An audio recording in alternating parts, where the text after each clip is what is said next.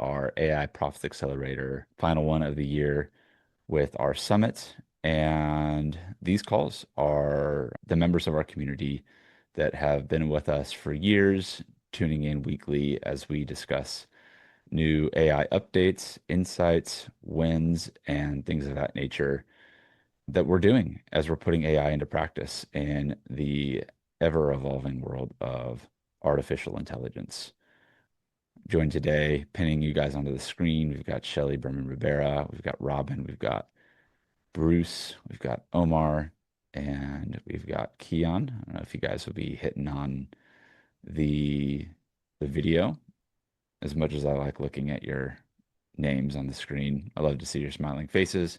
As always, this will be our last Scale with AI Summit series of the year.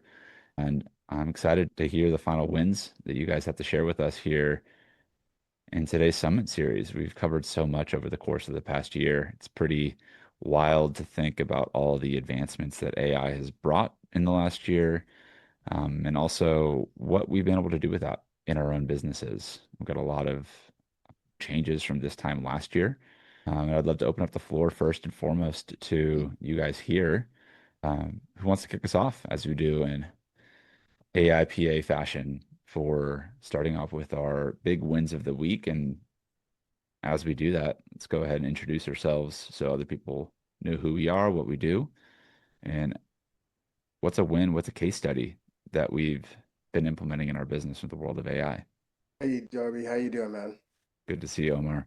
And good to see you too. I just want to say, I know I've said it before. I know it sounds like fanboying, okay?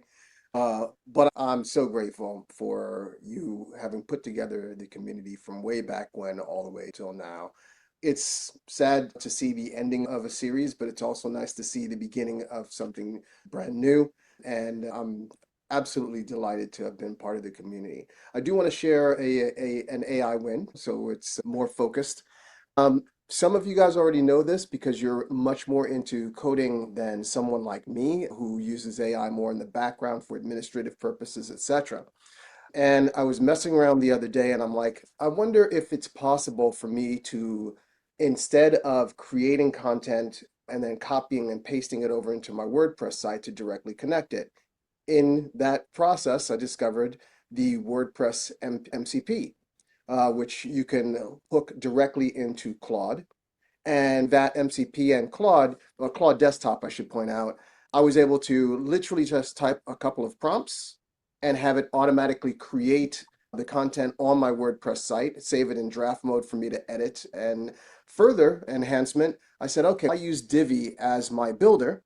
Is it possible for it to create the content but move it into Divi in preparation for further processing? And it did. For me, and probably for a lot of solopreneurs, that's a game changer. That's a huge amount of overhead that's just cut out purely by being able to do it into the prompt. It is a little bit technical to set up, but not anything that's beyond most of the people who are in the group, certainly not people who are code savvy. And so I just want to say that for me is a phenomenal win. I've already created several blog posts like that, ready for me to do the final editing. You can download the WordPress MCP from the automatic website, or not from the automatic website, from the GitHub for automatic. Just look up WordPress MCP. It is a dope transformation for me.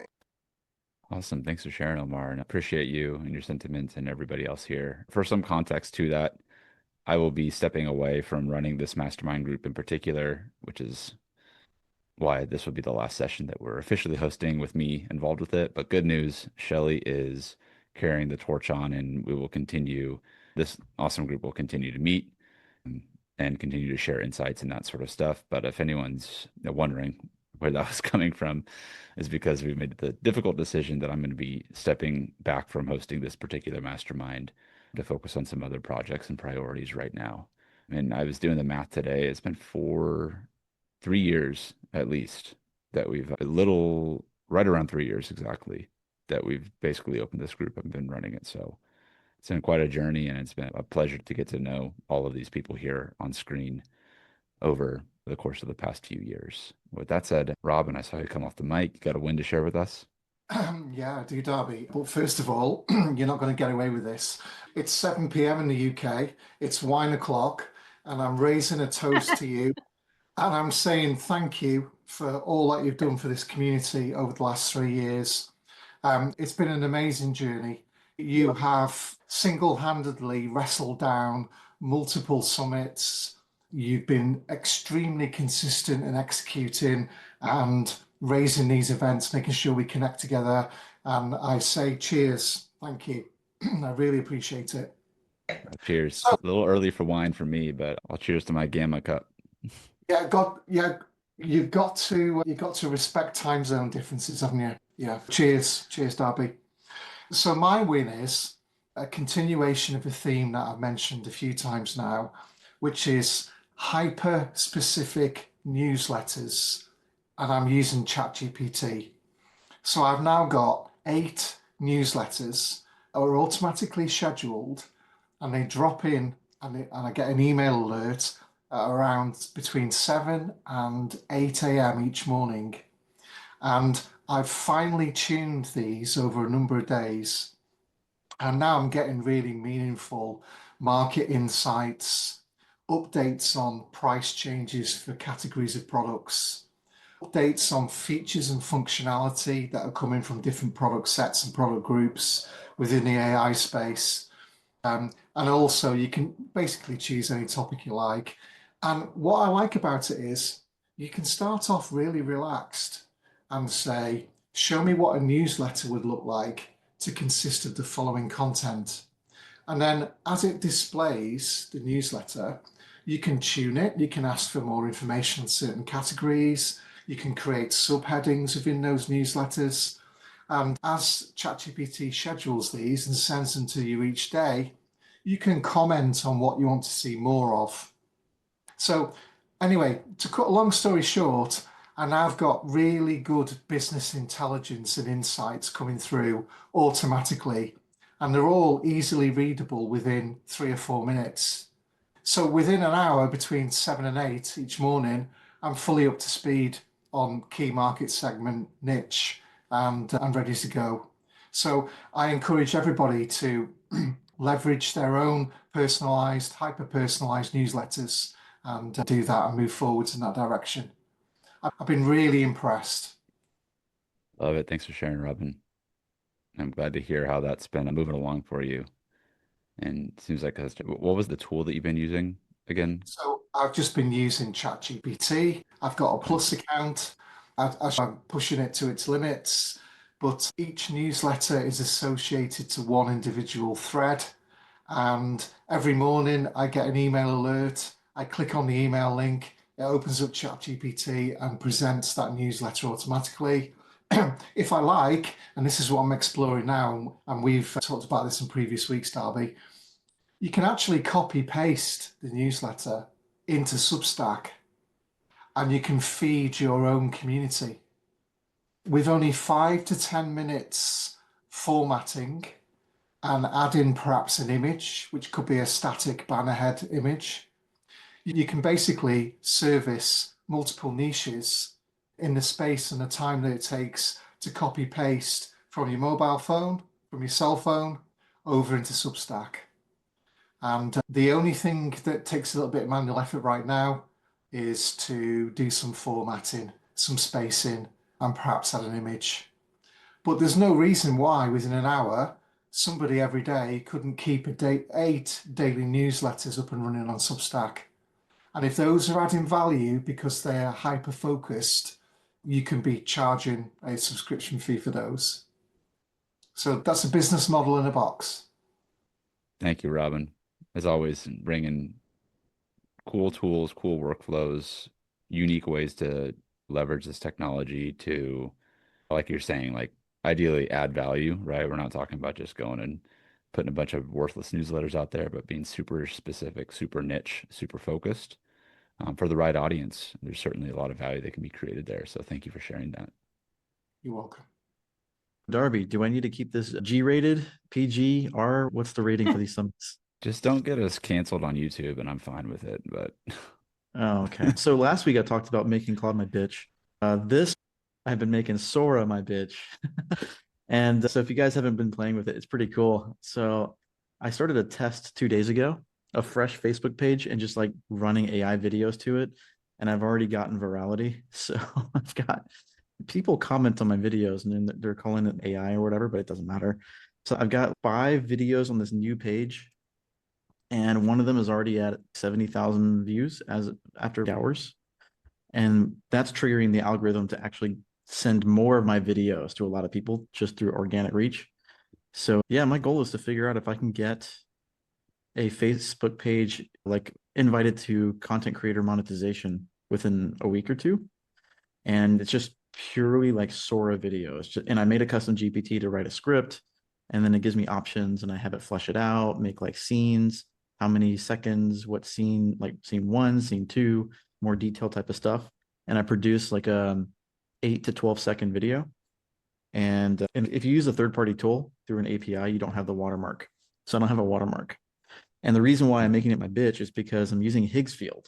And Higgsfield right now has a promo where if you're a paid subscriber, you can have 8 second videos on Sora, unlimited number of them until the 27th of October. So I'm just like hammering out stuff and like scheduling them for the Facebook page for the next month. What is And we'll see how it Higgsfield? goes. What's that? What is Higgsfield? It's like this video creator that combines several tools. So you have the option to use like Sora, VO, Kling, like all these different tools. So it's a cool third party tool. So that's the first thing that I'm doing. The second thing is I've got my funnel, right, that teaches people in Asia how to use AI to build apps. And what's been pretty cool is I've stopped going into Go High Level and making some modifications. And instead, what I'll do is go find conversion pieces of other funnels that I'm like, that's really cool. And so I'll grab the HTML source code and I'll take a screenshot and I'll give it to Claude Desktop and just tell it, hey, go recreate this for me. And then go use it with my products, bonuses, and all that kind of stuff. And basically give me the HTML so I can copy paste it into Go High Level. And so I've been adding all these conversion things into the mobile view, the desktop view, and I immediately saw a benefit in the conversion. So before I didn't have as many people buying full stack, everything in my offer. And now they're like buying everything because they're seeing like I'm just adding all these things, just thinking about what's missing. Maybe they don't know how it works. They don't know what's included. They don't see how it applies to them. And I'm finding these elements on other funnels that I'm like, that looks good to solve this problem, but I don't want to go try to figure it out myself. So I just have it build that component and add it as a custom HTML element in high level. And all of these psychological factors are being resolved when they're reading the sales letter and looking through the product, and they're just being sold. So I'm getting still around a $5 cost of acquisition, but now my average order value is getting around $200. So I'm getting like massive profits based on the cost of acquisition. Yeah, so that's been pretty cool. I have a question. Can I jump in and ask? Yeah. So to clarify, are you like a section or maybe some elements within a section of a good funnel that you want to emulate? So are you just going in and like doing page source, or are you using an inspector and like grabbing that section and copy all HTML? Yeah, so I do 3 things. One, I take a screenshot of the element so it has the design aspect. It's just a reference. The second thing is that I do inspect that particular element and copy the HTML. And then what I do, so sometimes it understands the HTML, but it doesn't understand the design aspect, like the CSS. So then I take an entire download of that page of all the styles and all the HTML and supply that as like the source. Well, the entire page. Yeah. So then what it does is it sees the HTML elements that I've given it that I want to copy, and it sees the reference image on how it's expected to look. And so that it does like its own grep commands to run through the source code and find where the CSS matches the HTML elements. And that's how it designs it. So cool. I just have to give it like all the ingredients to do its job, basically. I got more comments, but I'll wait till I Thank you for sharing. Yeah. So those are the 2 cool things I've been working on. But aside from that, Darby, appreciate you doing the group and having invited me. I'm not into all the sentimental stuff. So good stuff. 8 of 8, great, mate. Appreciate you, Keon.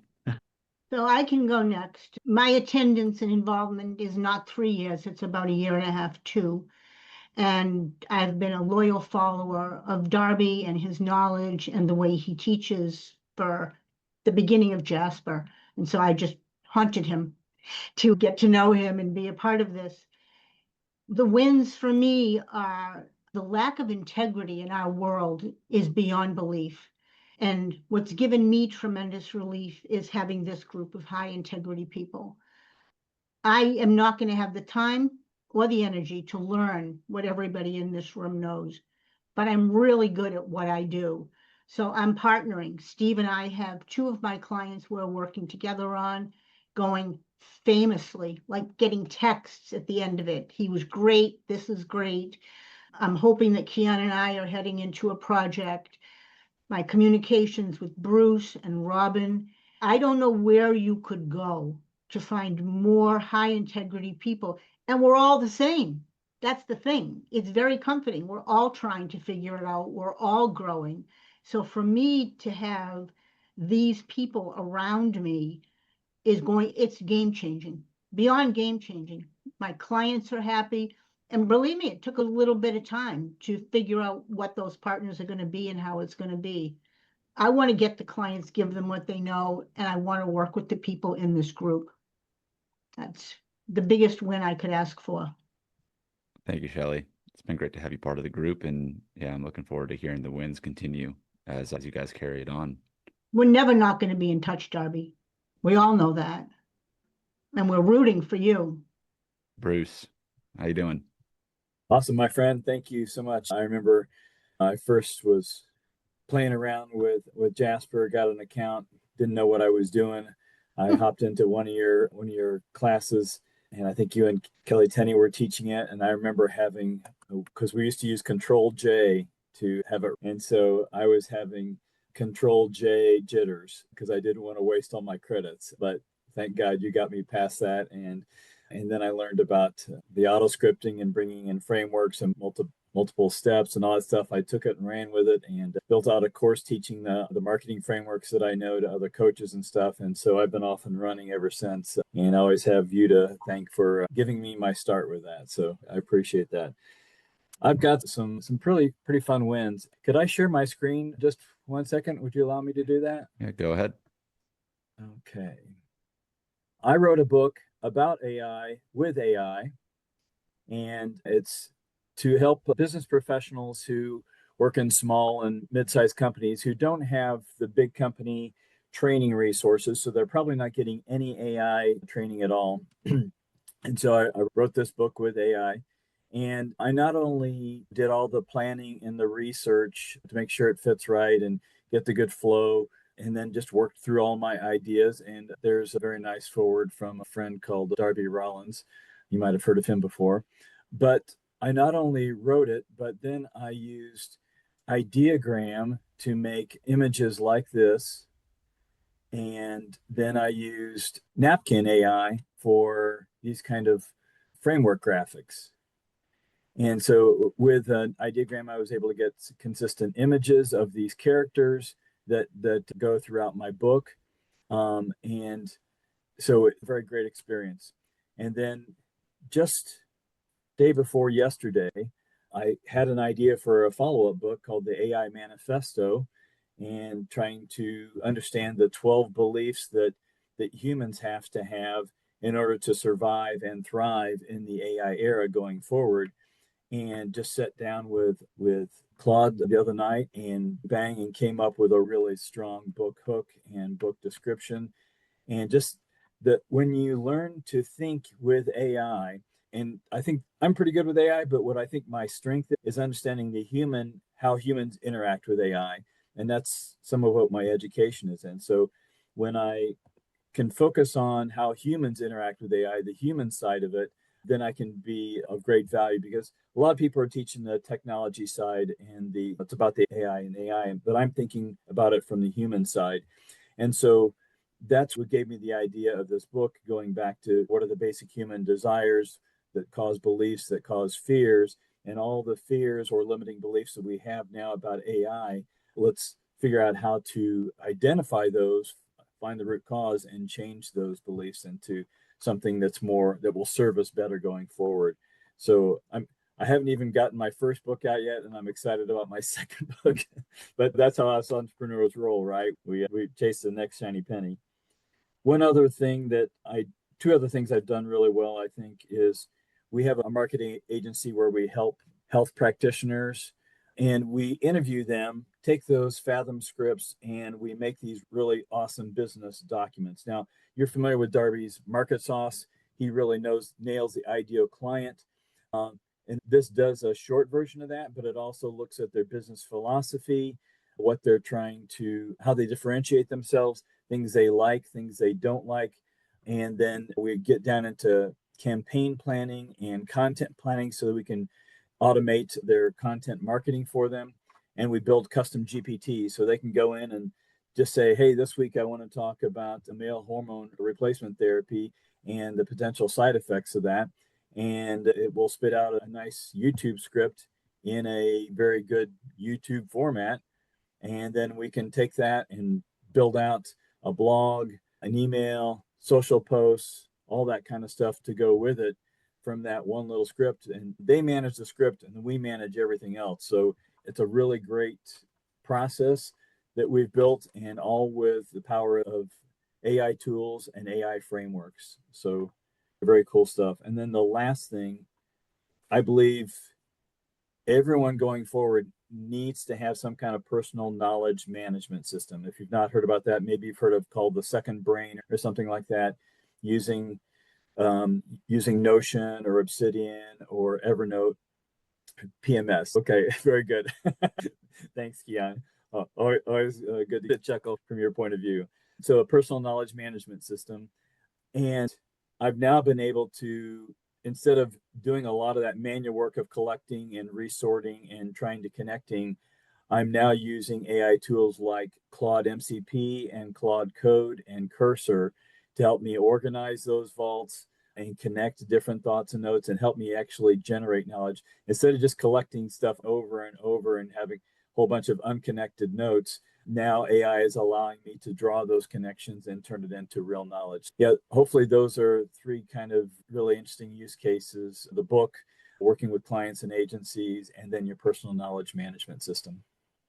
That's great, Bruce. I just Okay. Yeah, the crowd. It's a tough crowd, isn't it? these guys. Yeah, thank you so much. Grant asked using Claude Skills for that. I haven't actually played around with Claude Skills. I can't really talk too much to what that is, but has anyone been playing around? What is the deal with Claude Skills? Yeah, I can jump in, guys, because I'll tie this into some wins. So I jumped into Claude Skills this week for a couple of things. I have a few clients, so I wanted to create a brand guide for one of my clients because I'm helping them redo their website. And normally in the past, I would have created a custom GPT and built your typical brand guidelines and include a bunch of knowledge. But if you go to Claude Skills and just read their documentation, they have a bunch of skills preloaded that pre-created. They're not loaded yet. You have to basically check the box and say import this skill. One of them is a skill creator. So you go and load that one, and then you have a chat, and you basically say, hey, in your chat, say, I want to use skill creator, and it will know using natural language. So no special commands, just the title of the skill. And then you say, hey, can you read this website? Yes. Build me a brand guideline based off of the content from this website. And it's going to go through its process and scrape the site or read as much content as it can get. You can feed it other documents as well. But it's going to create a skill, which is really an automated way of creating a knowledge tree like you might do in a custom GPT. It's going to create a bunch of example files. It's going to create an index of where these all live. And it's going to put this all in a big like markdown structure with lots of other markdown documents within the overall skill. And the skill might just be, think of it like packaged in a big folder with dozens of files. And they have an index file that says, here's where this particular example is. And it's going to create lots of examples because it's going to grab, here's what a web page looks like from your sources. So the more source material you give it, the better it will be. Now that's an example of using the how to create a skill and in telling it to create a brand guidelines. And in the end, it creates like basically a package file. It will call it, it's like a file name .skill, but if you just rename it to .zip, it's a compressed file. When you expand it, it turns into an expanded folder of text documents. So just to demystify what the package is, it's just a bunch of text documents.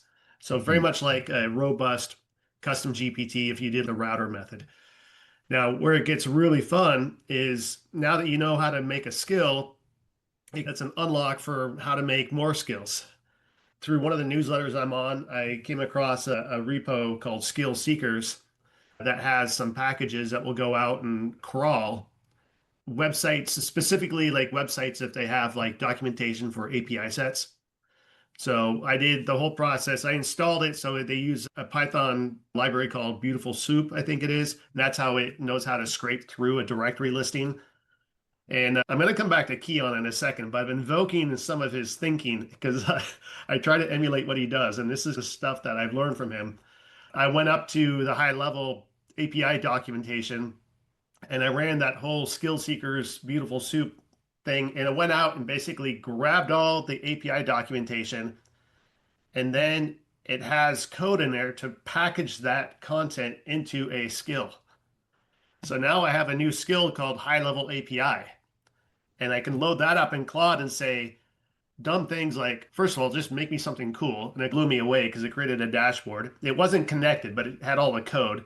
But now I can go and say, hey, I want to do X, Y, and Z. What are the scopes that I need? And it will just give you like common sense information about how to do that. So for me as a non-developer, it just gives me like really powerful, like step-by-step instructions, but it has all of that knowledge of the API documentation to the extent that the documentation is correct, has that in there. So I'll extrapolate this to somewhere else. One of the projects that Shelly mentioned that we're working on, there's a third-party product called Company Cam that's got extensive API documentation. Another client of mine is a winery owner and they use Commerce 7, same thing. So now I have a blueprint for going and creating skills for how to connect to those APIs. And by the way, the Skill Seekers repo has an MCP as well that you can install. So then you can just use natural language to tell Claude to go make the skill for me because I'm on a Windows machine and all their commands, if you follow their instructions, are using a bash shell. So it's more Linux based. So none of the commands really are one-to-one. So anyway, long story short, learn how to make one skill using the how to make a skill thing. That'll unlock how to make more skills and you'll compound your ability to do things from on a non-linear level really quick. And it's hard to give it justice by talking about it. But this was a couple hours effort in an afternoon. So that's the unlock. It's really powerful. And I'll just going to tie this into the other win. I'm just going to give a recognition to Keon. Every time he starts talking, I ask a bunch of questions because I want to understand what is the step by step. And it gives me a little clue into how the developer mind thinks. And he's a developer slash hacker because he doesn't have patience for fucking around, screwing around, sorry, and wasting time in reading documentation. So based off of what he shared last week with his development process, where he just vibe codes crap, we'll test it locally. Then when he's satisfied, he'll push it up to main in GitHub, connect it to a Vercel project. So Vercel will automatically deploy it. I said, okay, I don't really need to know how to code right now because that's like a huge lift. But I know how to use software. I'm IT guy. So I'm going to spend time learning how to use GitHub and Vercel. And I'm going to go find project examples that are known good to work. So I went and took the ChatKit starter package from OpenAI. I took some other projects too. These are already packaged. They know they're going to work if you actually load them in your machine and run them. So I use those and I use this process that Keon described. So now I'm actually comfortable and pretty fast at using GitHub. And I've got multiple projects on Vercel, all free still. And now I got the same type of process where I can create a project and push it out. And it's live and deployed on a URL. So now I can take a project that's actually working, like the ChatKit starter kit, and I had a working demo with a workflow. So now I can check that out and start making changes so I can separate the browser from the back end that passes the API and stuff. So this is my way of learning how to code without being a developer, because I get confused and overwhelmed when I see all like the lines of text and a black screen. But if I see visuals and pictures and images, it makes sense. So going back to Keon, he has been dropping all of these little breadcrumbs of how to do something. If you go back and look at some of the recordings and just like tap into what he does, there's a process there and it works. And you can shortcut what you do. So anyway, I've been rambling for a while there, but there's been a lot of progress in a very short amount of time. And I think that's a huge lift. So anyway, I'll stop, but it's been pretty fun. So thank you, Keon, for being willing to share. But those are pretty cool things that you discovered with Claude Skill. And just the examples of taking, you're really good at taking ingredients and like identifying where you need to place it. So that's really cool. But I will also give you the address on where to send the royalty checks. We just got to work on a project at some point together, and then we'll clean up. Thanks for sharing, guys. A lot of wins, a lot of developments, a lot of advancements, a lot of learnings. But I think what you're saying at the end of the day, Steve, and what you pointed out there, Keon, is putting it into action is really the key. Where the rubber meets the road with this stuff is not just learning and getting cool ideas. Like we've covered a lot today on the summit. There's a lot of stuff that you could do with a lot of different tools. But what are you like actually going to take away from this session, from Gamma, from any of the speakers that spoke before? What are you going to put in action? What are you going to put into practice? And at the end of the day, what's going to actually move the needle in your business and make an impact on whether it's saving you time, saving your team time, saving your customers or clients time, or something else. Really easy to get lost in the AI sauce and just get swept away with all the new shiny objects and all the innovation that's coming out, and keeping up with it is an impossible job for anyone to do, even if you're spending all of your waking hours trying to keep up with all the developments. It's a recipe for overload. That's just my encouragement to anybody here. That's hearing the cool wins, sharing the insights, seeing the stuff that's possible with all of these tools that we have at our disposal, is just thinking back to what can I do right now? What can I do to implement and take action on this in a way that's going to actually move the needle forward? And at least one of the things that I've taken away from the last 4+ years of this is knowing when to just put on the blinders and just to focus, and when to shut out the noise can be just as beneficial as opening yourself up to learning new tools, because there's a time for learning and taking stuff in, but then there's also a time for putting on the blinders and putting it into practice. So all of that said, open floor. Have we got anything else we want to talk about while we're still here?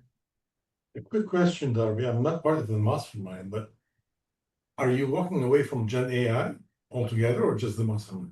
No, it's just this mastermind group that has met specifically weekly, again, for the past Yeah. 3 years or so. We'd opened it up at a brief period of time for new people to come in. And this group in a different fashion will continue on.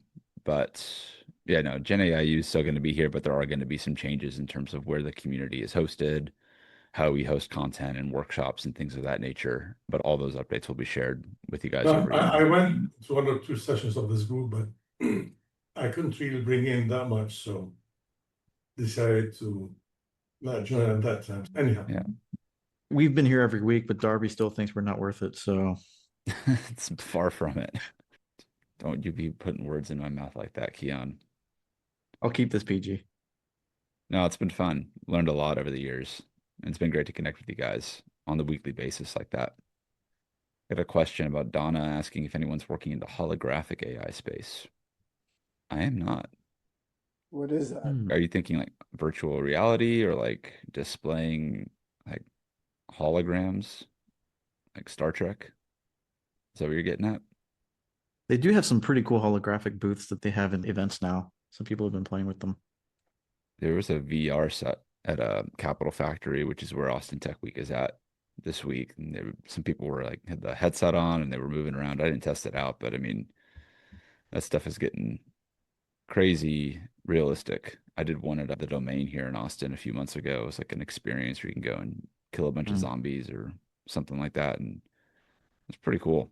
can I So while ask a we're question showing to the love group? to people in the group, I want to also say a quick appreciation to Kian. I do wish I had your skills, but Steve, I'm starting to develop your hacker mentality in trying to get things done as quickly as possible, even if it's a bit dirty. But I also want to say thanks to Shelley. Shelley has been a quiet support to a number of people, and it's really nice to hear that she's working in partnerships with other people in the group. She did, in a conversation that we had about 2 weeks ago, put my feet to the fire. As many of you guys know, I've been in this long, incredibly painful wind down of my business in the UK, which is now done. All I'm doing is handover activities, forwarding opt-in emails to the new directors. Long story short, though, Shelley put my feet to the fire and say, now you got to get going. And we want to see a launch by the end of November. Shelley, thank you. You're inspirational. You are a great person and a great coach. And it's really, again, it's another wonderful thing that has happened, I think, to many of us as a result of this group. Props to Darby, but props to everyone else who's inspired me and how we've inspired each other over the last few years. You're on mute, Shelley. I was going to save this for when we have our first meeting, but I think one of the things that's most compelling as I describe it, there's no assholes here. Like, I've never been in a group where there wasn't one, where you just wanted them to stop talking or go away, whatever. But I there's can one, volunteer for that if you need it. No asshole policy around here. right, no assholes here. So it's just wonderful. Is that a Spaceballs reference? I think Robin gets it. I didn't hear your question. So is that a Spaceballs reference? Oh, yeah, Robin's amazing too. Bruce, just a gift. You gave us a gift. Donna started it off, but everybody here, if you want to connect on like LinkedIn or the best channel, go ahead and drop your or wherever if you want to connect with anybody. Of course, I'm happy to connect with y'all outside of these virtual events. Assad, did you have a question? I thought I heard you come on before. Yeah, I was just curious, since I'm not that advanced as everybody else here. Just a quick question. In terms of marketing, I was always wondering to automate, you've got all these like books or really gurus or whatever, who are really good at advertising, marketing, and so on. Could you take those books, dump them into some sort of a knowledge base, and have some AI agent run your marketing based on that knowledge? So instead of having to learn the whole thing, just take the knowledge, dump it into a base, and then have an agent run your business, your marketing based on that knowledge. I think your answer will probably be different based on who answers it and level of experience. Yes. And effectively, no. So yes, you could do that, right? You could train it on a lot of different resources. And in fact, the AI agents are trained on a lot of resources already. So if you go and say, act as Dan Kennedy, act as Jay Abraham, act as Gary Halpert, it probably can already do a lot of those. But where AI fails is it's still, at the moment, a cumulative aggregation of all of this information.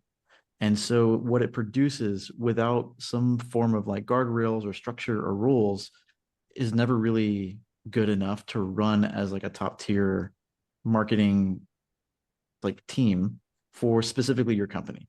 It's good enough to create the generics, right? Yeah.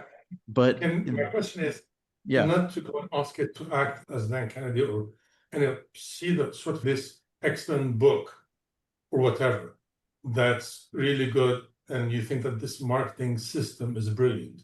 So instead of having to go through that whole system, just take the book, dump it in there, and tell AI to work based on that specific system. Well, I would do And that then I would do that in steps. I would take that book and ask it to extract a marketing framework, including details, and turn that into make sure you've got the right strategy and then the tactics, have it split that out, give you the framework, and then split that out into various steps. You can't just do it all in one big shot, but you can give no. it the whole book and say, give me the framework and help me turn that into a step-by-step process that I could implement. And then where you get to do is you get to add your context of your business with that. And so that's why we've gone from prompt engineering and then knowledge bases, and now context engineering is what they're talking about. And really, context engineering is just, instead of using the great big general knowledge base that Keon was talking about, it's, yeah, tap into that, but also more importantly, give it the specific knowledge and context you want it to use and apply. Okay. Yeah, I want to run back to what Kian said, because I think from my perspective, you nailed it by highlighting the limitations of how guys hold information and the quality of the information that they hold. But it does also sound like you're asking perhaps two different questions. One question is, can it actually run your marketing program? And I would say probably not.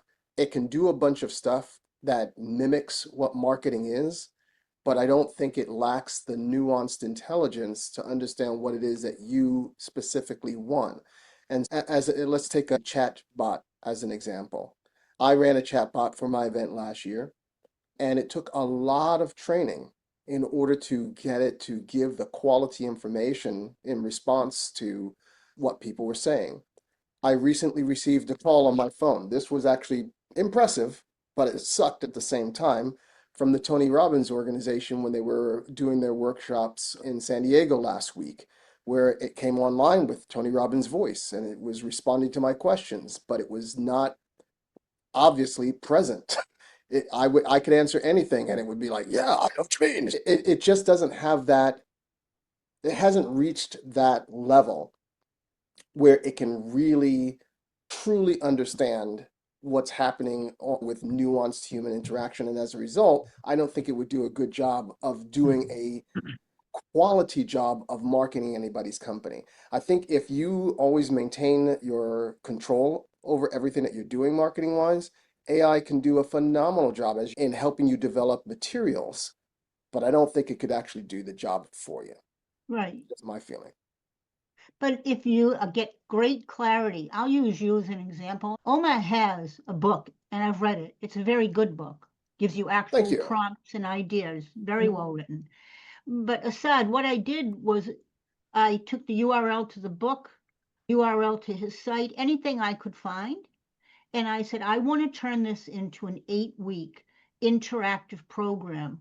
Please help me with the curriculum, make sure it's interactive, and make sure it's audience specific. I literally in 3 minutes created a deliverable program right now. All we have to do is package and price it, and he could have a group of dance school leaders. So, and I'm also reading a book called The AI Driven Leader, and it's wonderful. He was part of the board that wrote The One Thing, the languaging, the teaching of how to, a company's in trouble. He was the prompt, real hands-on, and he made Bruce, he made a workbook that goes with it, $15. And I'm not being mean, I'm being critical. It's like nothing.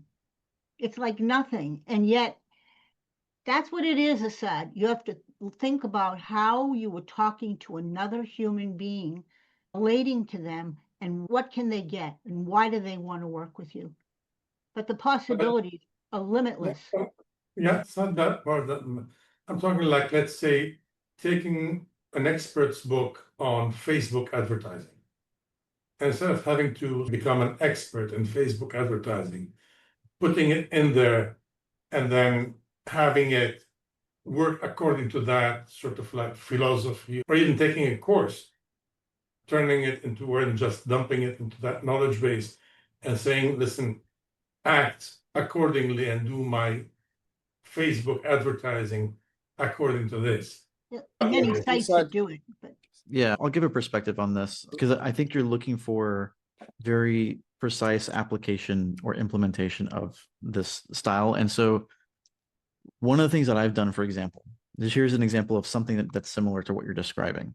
I created like a little Claude project. I trained it on all this different holistic health stuff that I specifically wanted to know and focus on. And that way I can reference it. I can have a conversation with it. I can ask very specific questions that I know it's going to give an answer based on a source of knowledge that I approve versus its generic training and all that kind of stuff, right? Now, where when you're trying to have these tools do an implementation for you, I've already trained you on the exact style I want you to do Facebook ads. Now go implement. Where it fails is that it has this information. It's like a person who has abilities but doesn't really have a mind of its own to understand when it's applicable. It doesn't have the judgment aspect.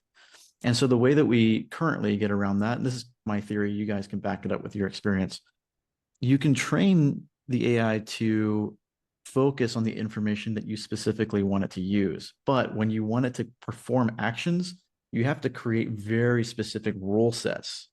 So with this one thing that you do, you only do it this one of three ways. And we're going to give you certain inputs, and I expect these outputs. And so you would have to create these sub agents that do each of these little things. And in a scenario like running Facebook ads, that might work with certain things. Here's how I want you to build the KPIs and the reporting. Here's how I want you to upload bulk ads into Facebook. I'm just giving examples. But when it comes to writing the copy and how it should be structured, that kind of stuff, it's going to fall flat on its face most of the time. Yeah, because the technical implementation is very like rule based. It's very structured, right? So in parts of your business, like other parts of the business, you could say, I want you to operate like we're EOS, right? Or something like that. And it'll understand the concepts and it'll understand what you're supposed to do, but it won't be able to efficiently implement the actionable steps of here's each of the departments, here's how they interact with each other, here's the KPIs, here's the scorecards. And so you'd have to go through this really arduous process of building those. And I think we're not quite at a point where that makes sense unless you have a very specific pain point where like putting in that time and effort and building the thing to do that automation or whatever actually gives you the ROI. For me, I agree with you again. I think it's a bit like a genius with Asperger's. It can absolutely understand what it is that you want to do, but when you ask it to do it, it just doesn't seem to have the ability to zoom out and understand the bigger picture of what you're trying to accomplish. So you end up with cookie cutter, horrible mess that technically fits the requirement, but practically just is not up to scratch. One benefit I found, so I'm a big proponent of RAG-based systems or Notebook LM in general. And if you guys haven't played around with that, it's basically a directory where you can put in PDFs, YouTube videos, PNGs, just really anything that's like text formatted. And so as an example, I posted in one like Alex Hormozy a few months ago, or maybe it was a month ago, dropped his latest book called Money Models. And some very nice person on Reddit pasted all of the PDFs to all of those deliverables. So ones that he gave away in like his wait list or his affiliate program or whatever. And I took all of those and put them into a notebook.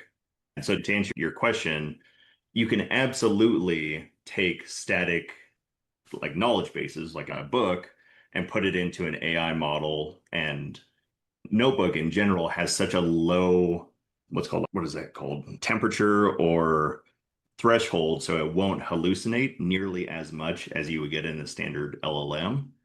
And so when you ask it something like, what are all the KPIs referenced in these sources, it will do its best to tell you without looking externally. And the benefit of that, so this is the loophole, is for my company, I have a master prompt. It's 45 pages long. It has the tech stack I use, the team development, challenges, everything, right? It's extensive and it's always being iterated on. I put that into a Google Doc and then plugged it into the same book or that same notebook. So now when I say what KPIs are referenced in this book, I can say make it, or I can make sure that it references my master prompt first before it looks through all the other sources. So then all the answers I get are applicable to my company. So you've got the prompt. I've actually been using Notebook LM quite a lot, and that's actually where the question came in from the beginning, because I could see that you could dump all of that knowledge in there.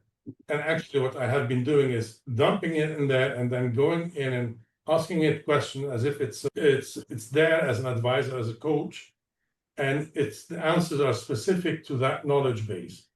So, and especially when you get the mind map, it's brilliant. Oh, and yeah.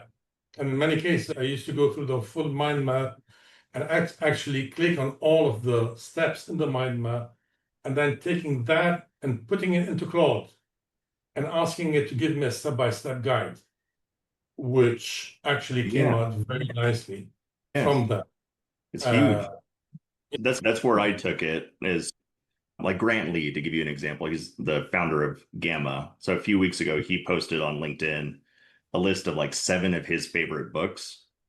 And so I went on YouTube and scraped all of the YouTube videos on those books, each one being an hour and a half, 2 hours long. Never going to watch those, but I put them into a notebook and said, hey, give me a breakdown of what I should be learning from this book. But then I took it even further and said, how do I take the strategies that were talked about in these books and deploy them in my own strategy that I've listed here? And then I took it even further and said, okay, now let's break this down milestone by sprint, whatever, and put it into my to-do list. So every day there's actionable items that are literally derived from those 7 books. And you got that from Notebook. I mean, those questions were asked in Notebook. Yeah, so it's just plugging in sources and then having one source that's, in my opinion, I just have one source that has everything that there is to know about me and the company I'm building. Yeah, that's awesome. Yeah, that's notebooks. I don't know if it's right to say that it gets overlooked, but it seems to rise to the surface when they have a new little feature that gets all the attention, like their audio podcast things. But it's a powerhouse. I've been using it I add as sources all of my meetings with certain clients. So I can go back and say, what did we talk about a month ago about XYZ project? What was the to-do list? I don't have to remember any of that. That's all the use cases that you brought up are beautiful, because it's another way to leverage your time and your knowledge and do something productive with it. And it's such a easy resource to use, because it's basically taking that knowledge and it's basically creating an embedding on your behalf without you having to think about what an embedding is. It's your own little knowledge repository. And so you can use that to think about how you might develop your own knowledge apps outside of Notebook LM, because it's a great kind of proving ground for it without having to do any work. Yeah, it's pretty remarkable. One other, Steve, since you're using it for like testimonials and just client knowledge, one other little hack I've found is actually to use the video production, or since they built out the whole thing with like Nano Banana, just create like a 5-minute overview in a video of what you talked about in that last call, and then send them that. Because most of the time most people, they'll skim or won't actually read an email, but they will definitely watch that video. I love it.